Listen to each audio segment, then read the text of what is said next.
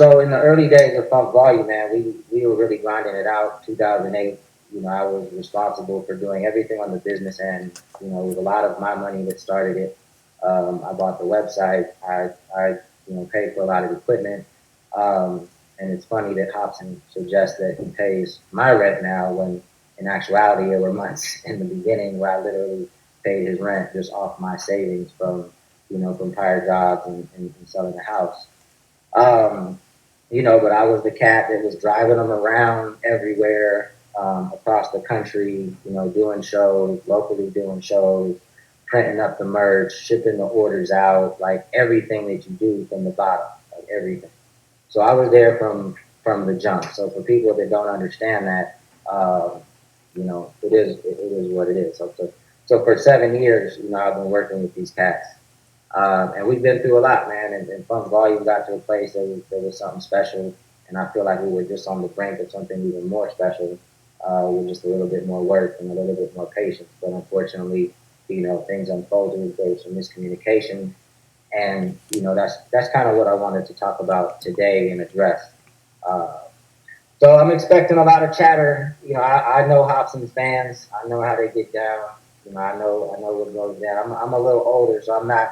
I'm part of the social media generation, but I'm also part of the generation that didn't have social media. So that's kind of why I wanted to do it this way and actually talk to people because I don't really get down with too much, name calling and things like that online. I'd rather actually talk to you and actually even if Hobson's watching, I feel free to jump in. I've, I've tried to contact you. If I see you, in the chat, I'd welcome the conversation live. Like I don't have anything to hide, and that's part of why, I wanted to do it this way because I'm completely comfortable in my actions and the things that I've done. I can't say that I've done everything right. Nobody has, but that's why I wanted to have this dialogue. Um, so let's just take it back to because all this stuff happened pretty abruptly. There weren't issues that were lingering for a long time, at least that I knew of. We never had big fights. We never had arguments. Um, I think some of the issues started on the Funk Volume 2015 tour. Uh, I know that Hop was uncomfortable with the Warner deal. There were some things that I was uncomfortable with, but I wasn't as upset as he was. And if you guys have specific questions about the Warner deal, I'm happy to educate you guys on that as well. So if that's a question later on, we can dive into that. But so I know that along the tour, Hop doesn't really like doing meet and greets, especially back to back. There was a meet and greet at every show, so that kind of built on the frustration. The shows weren't as well attended as we thought. I mean, from the outside looking in, Funk Volume was doing really well, and it was. But in terms of what our expectations were last year, we didn't meet those, and it's probably for a variety of reasons, and everybody probably feels differently about what those reasons were. But I feel like we were all. It was just kind of a reality check. Again, from the outside looking in, you see the shows and they're popping, but for us, we just had higher expectations of what last year was going to be. With working with Warner and coming out with 3 projects, we thought that things were gonna advance quicker, and I think that kind of built into the frustration too. So so after the tour, Hobson and I, as we typically do after tour, having a discussion about um, you know the profits from the tour. Um, we always have a discussion about the profits after the tour because we want to make sure everybody's happy. Hobson was unhappy with what I was suggesting that I make. And I'm not going to go into actual dollar figures, getting the details like that. But from my perspective, what I was suggesting that I make was well in line with what a manager typically gets. I think Hobson was a little thrown off because a lot of times it's just his show, so my percentage compared to just his show is a little lower. But if Jaron and Dizzy, since I manage all 3 of them, it was a little higher. So I think there was, a little miscommunication there. But anyway, he was unhappy with what I was suggesting that I did. And in that conversation, I forget what actually led me to say it, But it was a very matter of fact comment. I told him, I said, Hop, you don't even work that hard. And I think I mentioned another comment about saying uh, uh, that he probably works, about 20% as hard as like the most successful artist. And when I said that, I wasn't referring to the energy in which he puts into his music. Is more so of the things that have happened, the things that happen after you make a project, all of the promo and the press and interviews and things like that. For his project, there were a lot of things that fell short. So when I mentioned that comment, he took that very hard. He took that extremely hard. Um, and from there, it just kind of went 2 to 10. And, he just got really upset and cussed at me and hung up the phone. So this was like at the end of November, and at that time they still needed to go to Australia and do an Australia tour. So he's not talking to me. He's not picking up his phone. He's not, messaging me. Uh, uh, I'm getting a text. Hold on a second.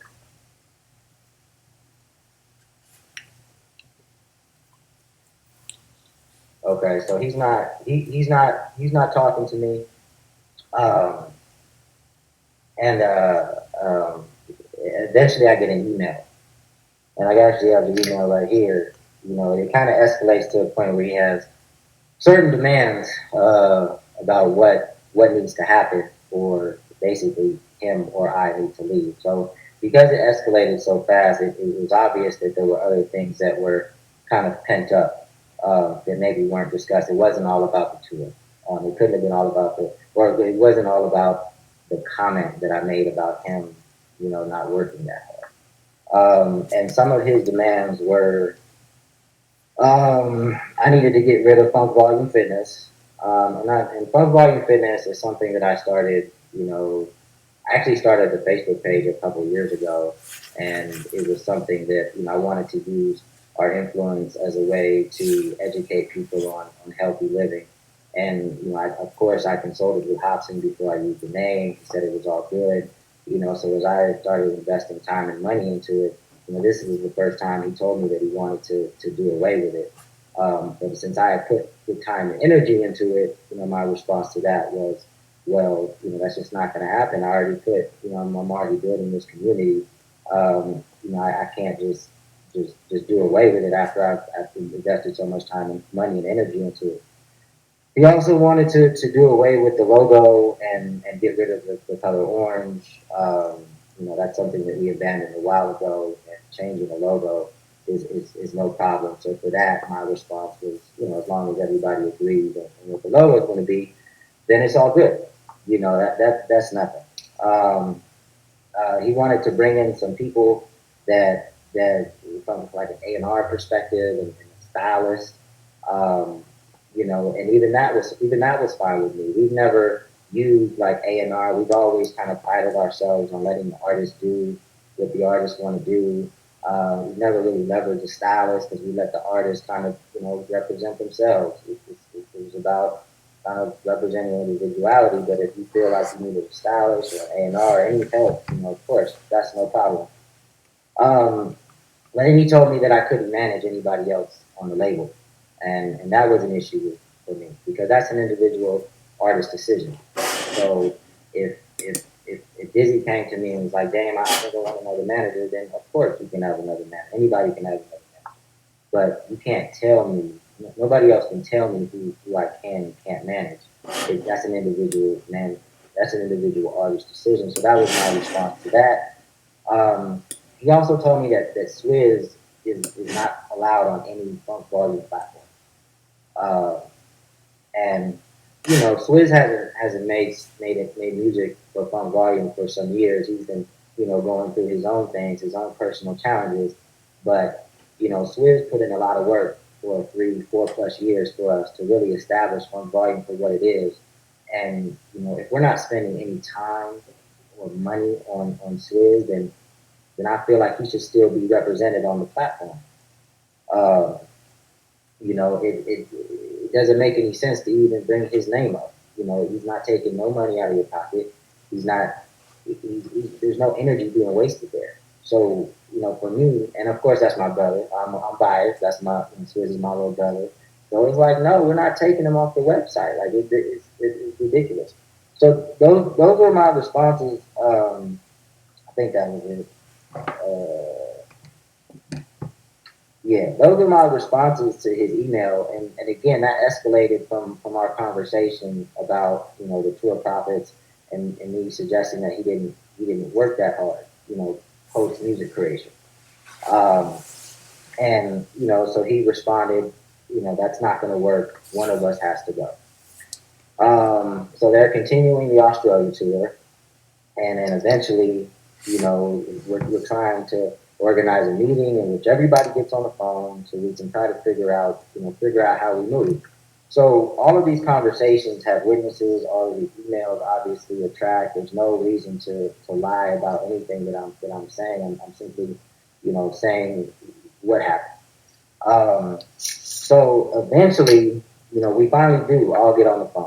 It's me, Jaren, Dizzy, Hop, and Swizz. And, with the conversations about an hour, we think we're coming to a resolution about what's going to happen. And that resolution is such that, Hopsin gets his own management and stays within Funk Volume, and then we keep it rocking. The guys on tour had talked about what they wanted to do in 2016. Everybody was kind of ramping up to kind of figure out how to really do what we were supposed to do in 2015 and 2016. We just kind of take it to another level. The one thing that still needed to be discussed, actually, was in this email, and I forgot to say it. The one thing that I had an issue with was Hopsin wanted to change the percentages on of his album proceeds to go back to Funk Volume, and that's what I had an issue with. I thought he was referring to past albums, whether it was past albums or albums that were still on the contract. That needs to be discussed because we employ people, and if we start taking money away from the label, I don't know what we have to work with and if we're going to be able to pay people.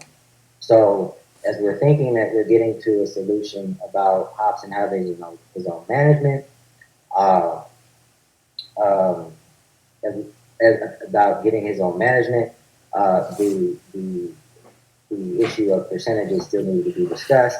And I told him, I was like, Hop, I need to know what you think those percentages are going to be because, we employ people. And right after that, he told me, well, if, if you know that, my albums help employ people on our label, then you shouldn't be telling people they don't work hard.